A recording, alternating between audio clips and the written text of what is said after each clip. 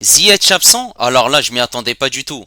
Salam alaikum à tous, on se retrouve pour une nouvelle vidéo et dans cette vidéo, on va réagir à la liste du Maroc, la liste des joueurs convoqués par Walid Regragui pour ces deux matchs contre le Gabon et le Lesotho. Mais avant tout, n'hésitez pas à liker et à vous abonner si vous êtes nouveau. Et avant de commencer cette liste, il faut souligner que Walid Regragui n'a pas fait de conférence de presse, sachant que d'habitude, il en fait une.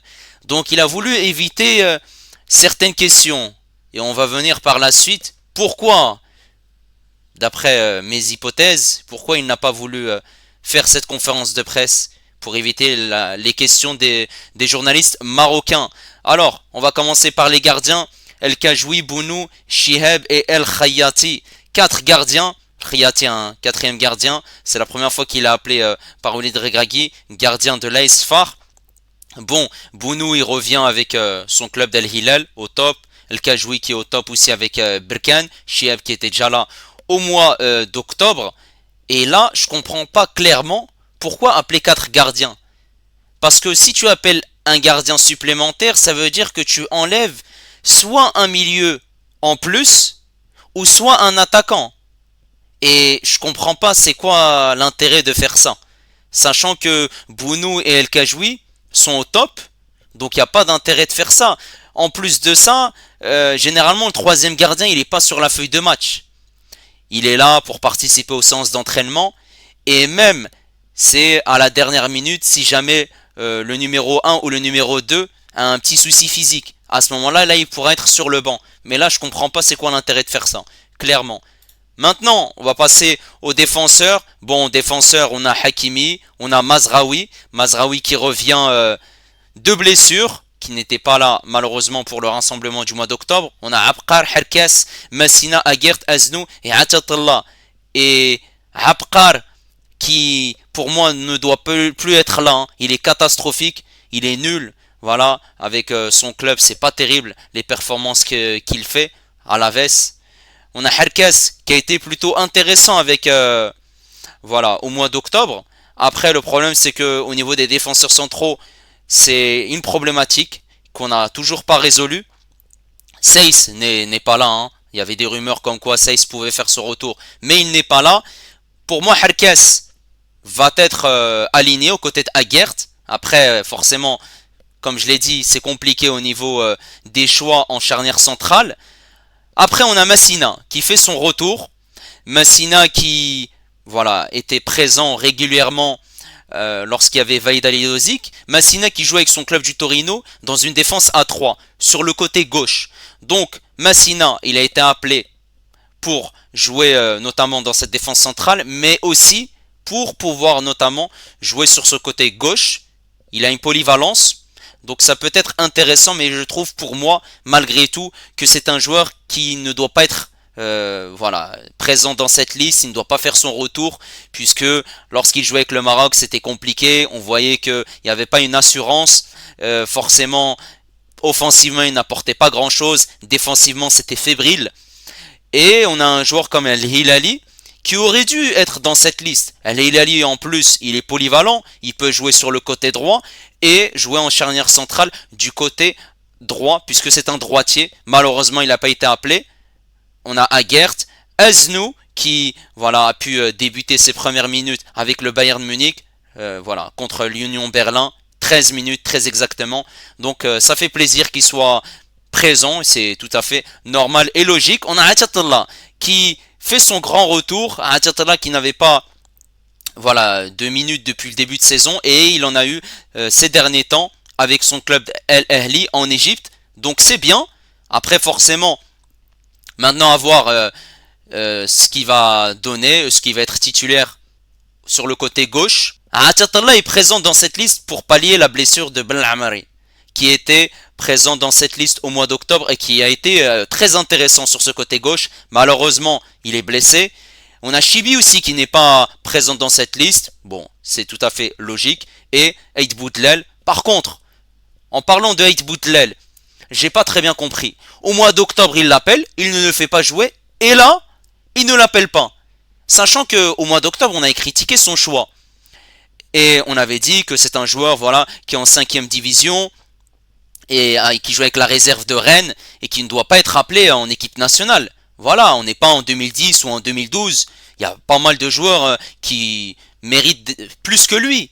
Même si, même si cette charnière centrale, voilà, c'est compliqué. Donc en fait, j'ai l'impression que les choix de Walid Regragui, c'est pile ou face.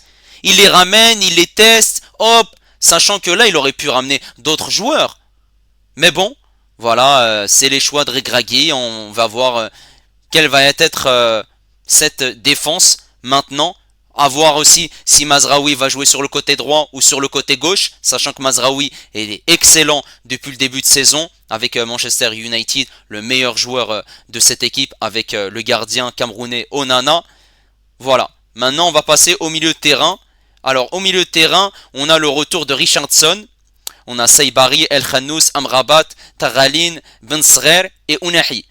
Bon, Richardson qui est logiquement présent dans cette liste puisqu'il a du temps de jeu avec la Fiorentina, donc c'est normal, mais il y a un joueur qui était présent au mois d'octobre mais qui n'est pas là, Blahian. Donc Richardson est là, mais Blahian qui a été plutôt intéressant lorsqu'il est rentré en cours de jeu, malheureusement n'est pas là. Il est intéressant depuis le début de saison, le milieu marocain, sachant qu'il est très jeune, il a 20 ans. C'est dommage, hein. Moi j'aurais bien voulu le voir présent dans cette liste. Il y a Taghalin, pour moi, voilà, qui est là, mais j'aurais plutôt mis Belhian. Bon, on a Amrabat qui commence à monter en puissance avec son club, Fenerbahçe, et qui a marqué, hein, d'ailleurs, le but de la victoire lors de ce dernier match de championnat turc. Au top, El Khannous qui avait marqué aussi en Cup avec Leicester, son premier but, magnifique. Bensrer a souligné qu'il est dans les milieux de terrain. Donc Bensrer, en absence de Ziyech, va jouer en numéro 10. Et forcément sur le côté gauche, ça devrait être El Zelzouli. Voilà. Maintenant, on va passer aux attaquants. Et aux attaquants, on a Akhomash, on a le retour de Brahim Diaz, qui revient plus tôt que prévu. Il n'était pas prévu de revenir à cette date du mois de novembre. Rahimi, El-Ka'bi, El-Nesri, Sahraoui et El Zelzouli. Voilà.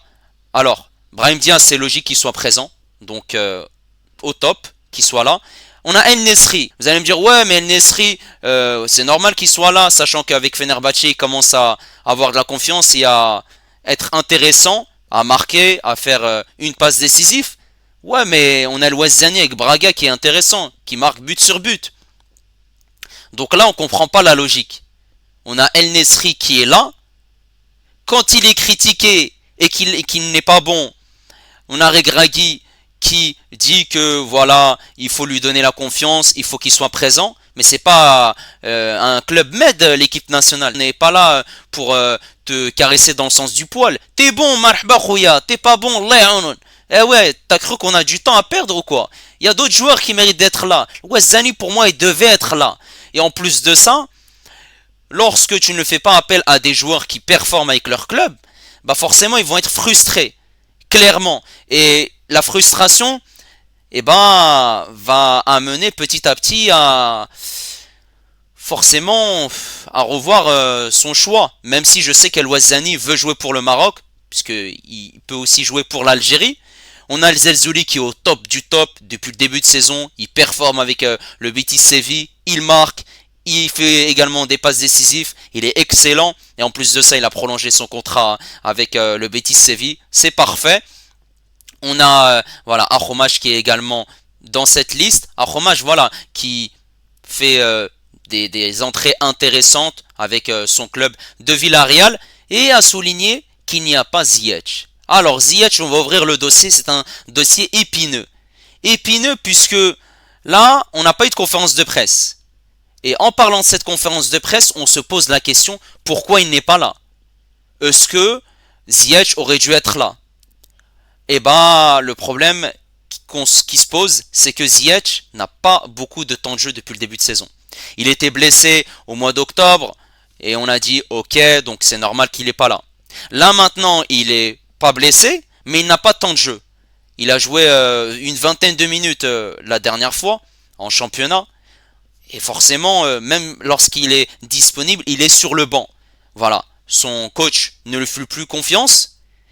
Et il y avait aussi cette story qu'il avait faite après ce rassemblement du mois de septembre, story Instagram par rapport au conflit israélo-palestinien, et il avait critiqué le gouvernement marocain. Lors du mois d'octobre, les journalistes marocains ont posé la question à Walid Regragui par rapport à l'absence de Ziyech. Il a tout simplement dit qu'il était blessé et c'est donc normal qu'il ne soit pas là. Mais là maintenant la question se pose, c'est que, ok, il est disponible, mais pourquoi il n'est pas là? Sachant qu'il n'a pas de temps de jeu. Sachant qu'aussi, Regragui, lorsque un joueur n'avait pas de temps de jeu, eh ben, il lui faisait confiance. On se rappelle que El Nesri n'avait pas de temps de jeu à un moment. Avec Séville, et même aussi avec Fenerbahçe, au début de saison, pourtant il était présent. On avait un Seyss qui n'avait pas de club, qui était dans les listes du Maroc. On avait Aguert et Ounahi aussi qui ont été dans la liste du mois de septembre. Pourtant, Aguert n'avait pas de temps de jeu avec son club de West Ham et Ounahi n'avait pas de temps de jeu avec Marseille. Donc, forcément, ils étaient en manque de rythme. Et voilà, après, il a justifié comme quoi, après que Aguert a changé de club, il a refusé des offres du Golfe, de même pour Ounahi. Et Ziyech, là, il ne le fait pas confiance, sachant que c'est lui le capitaine en l'absence de Seyss. Voilà, même si ce rôle de capitaine, on peut clairement le donner à Hakimi. Et même si, voilà, si Ziyech il est présent dans la liste, c'est Ziyech le capitaine. Sur ce point-là, il n'y a pas de polémique ou il n'y a pas de souci là-dessus. Là, tu ramènes pas Ziyech alors qu'il n'a pas de temps de jeu. Pourtant, avec d'autres joueurs, tu les ramènes, mais ils n'ont pas de temps de jeu. Donc moi, je pense que Ziyech, s'il n'est pas là, c'est qu'il y a un problème avec Regragui. Il y a un problème clairement avec lui, puisqu'il y a des sources à vérifier, comme quoi Ziyech n'est pas là dans cette liste, puisqu'il a refusé la convocation de Regragui, et que Ziyech songe à prendre sa retraite internationale. Sachant que là, il doit trouver une porte de sortie, vu qu'il n'a pas de temps de jeu avec Galatasaray, donc il doit attendre le mercato hivernal. Mais le problème, c'est que il y a peu d'offres qui se proposent à lui. Soit des offres du Golfe, ou sinon d'autres offres, mais pas intéressantes. Et c'est dommage d'en arriver à là pour Ziyech, sachant que, voilà, pour moi, c'est un élément important malgré tout de l'équipe nationale. C'est un joueur aussi qui, voilà, on n'a pas vraiment le même profil que Ziyech en sélection, malheureusement. Et je trouve que le fait de ne pas l'appeler en octobre, il y a sa blessure, de ne pas l'appeler en novembre alors qu'il est disponible, c'est sévère malgré tout. Et j'ai pas envie qu'on arrive une nouvelle fois à un clash entre Ziyech et le coach. Voilà, parce qu'on sait que Ziyech a eu des différends avec d'autres coachs, Hervé Renard, Vahid Halilhodžić, Thomas Tuchel à Chelsea. Donc ça serait dommage quand même. Hein. Pour moi, Ziyech doit faire partie de cette liste. Après, vous allez me dire, oui, mais ça veut dire que d'autres joueurs qui méritent d'être dans cette liste vont être frustrés. Ouais, mais c'est la logique. C'est que Regragui n'a pas de logique, puisque comme je l'ai dit, il appelle des joueurs, ils n'ont pas de temps de jeu, mais il les ramène. Ah, il est là le problème. Il y a aussi Amin Adli qui n'est pas là dans cette liste puisqu'il est blessé. Il reviendra mi-janvier. Et on a aussi Abou Khlal qui est performant avec Toulouse, qui retrouve son top niveau. Malheureusement, il aurait dû être là dans cette liste. Et il est là le souci, c'est que tu appelles 4 gardiens et tu aurais pu faire appel à Abou Khlal pour lui donner de la confiance. En plus de ça, Amin Adli n'est pas là, donc il avait potentiellement une carte à jouer, sachant que Regragui avait dit lors des conférences de presse en septembre et en octobre que ces 3 rassemblements septembre, octobre, novembre sont des rassemblements pour faire des tests, sachant que le Maroc est le pays organisateur de cette CAN, donc ils sont qualifiés d'office. Voilà, n'hésitez pas à me dire ce que vous avez pensé de cette liste. Est-ce que pour vous elle est cohérente? Est-ce que vous êtes d'accord avec les choix de Walid Regragui? Voilà, n'hésitez pas également à liker et à vous abonner si vous êtes nouveau. Et moi je vous dis à la prochaine. Ciao les amis et Dima Maghrib.